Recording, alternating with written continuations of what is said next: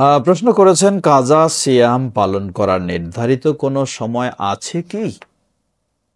জবাব, কাজা সিয়াম মানে রমাদান মাসে কারো যদি ছুটে যায়, সেটি হতে পারে মেয়েদের পিরিয়ডের কারণে, হতে পারে কোনো মানুষ সফরে থাকার কারণে, হতে পারে কোনো মানুষ সাময়িক অসুস্থ হওয়ার কারণে, তাহলে এই কাজাগুলি অবশ্যই আপনাকে পালন করতে হবে। তো এর সময় কোনো সীমা আছে কিনা? জবাব, হ্যাঁ আছে অবশ্যই।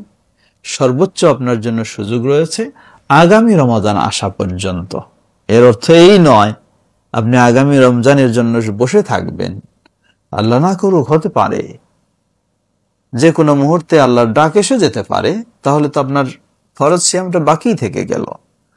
তাই উচিত সাধ্যপক্ষে রমাদান শেষ করেই সুযোগ অনুযায়ী যত তাড়াতাড়ি, যত কাছাকাছি সময়ে কাজাগুলিকে পূরণ করে নেওয়া যায়, সেটি হলো সবচেয়ে নিরাপদ, সবচেয়ে উত্তম।